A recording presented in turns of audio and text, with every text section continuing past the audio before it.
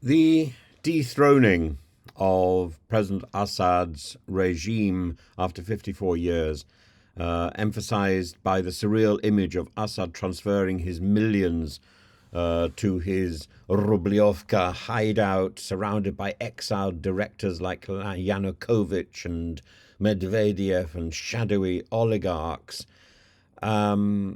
It highlights the irony: Russian troops evacuating Syria in planes made in Ukraine, a bitter twist for Putin, symbolizing the collapse of his imperialist ambitions.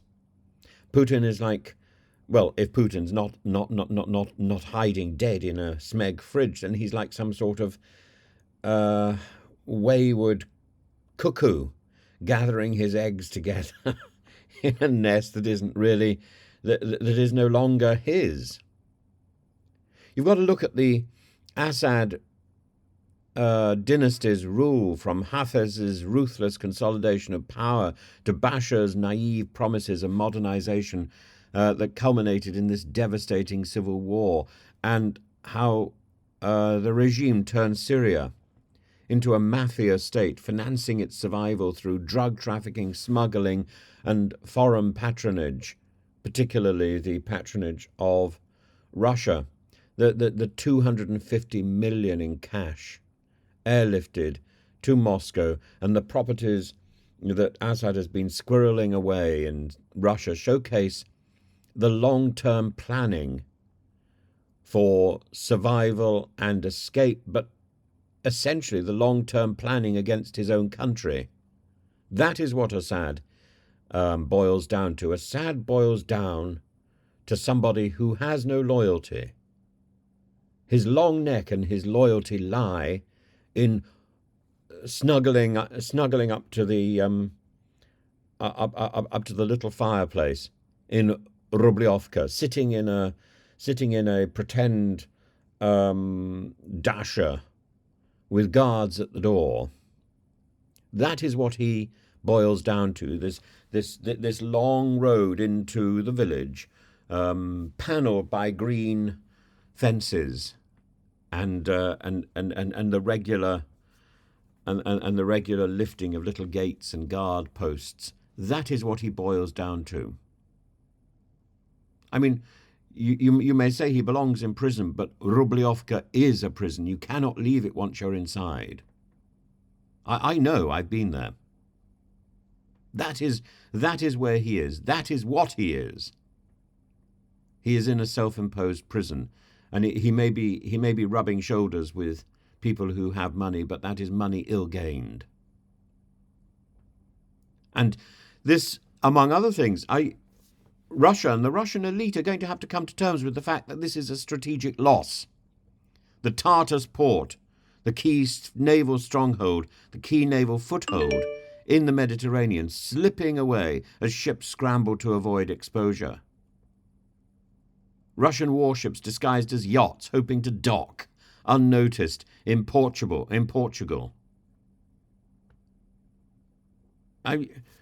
What is this? What is this supposed to be? A love of docking? There is no future in the Mediterranean without that port, and Putin has lost it. He's lost influence in Syria, his overreach in Ukraine, the implosion of his Middle Eastern strategy. And it leaves a trail of disaster. People who survived the Arab Spring are already warning the new Syrian regime of post-dictatorship chaos, referencing Tunisia, Libya, and Egypt as cautionary tales of dashed hopes and new autocracies. And they've left Assad in the corner in Rubliovka with nothing to do except plot his revenge with the huge millions that he has stolen from the country. HTS's attempt to rebrand itself as a moderate force while maintaining ties to Islamic extremism, that will not work out well.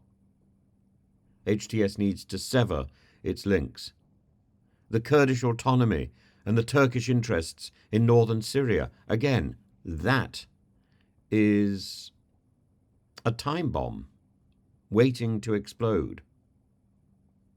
Turkey needs to establish a treaty with the Kurdish forces, particularly in Iraq. And there needs to be a resolution to the Kurdish terrorism that has dogged Turkey for so long. Without that, this is a powder keg in northern Syria. And Syria needs now to reach out for international cooperation to rebuild its shattered institutions, to rebuild its shattered country, because this isn't simply the result of a small civil war. This is a result of years of pillage by the Assad regime. How do we know that? Because of the money he has taken with him. Zena Eharim's cautiously optimistic perspective that Syrians are aware of their failures and those of others, and this is a chance to reclaim agency. Agency is not reclaimed without help. There's Assad's escape to Rubliovka mirrors the end of a Shakespearean tragedy, leaving Syria to chart its destiny while Russia licks its wounds.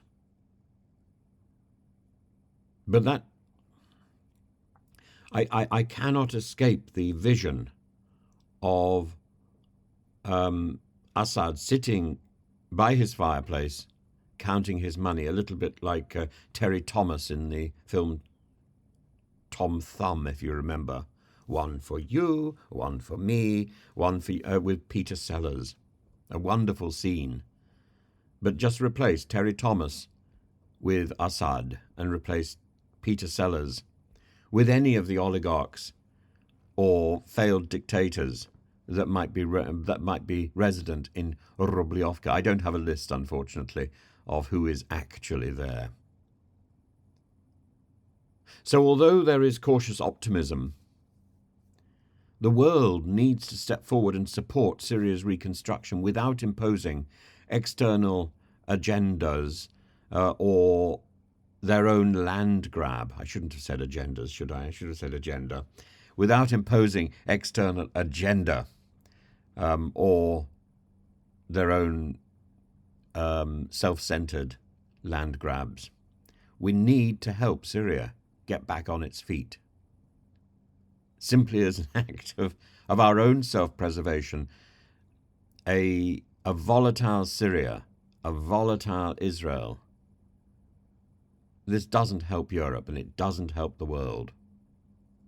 We need to pursue peace. And we need to pursue peace particularly in Ukraine.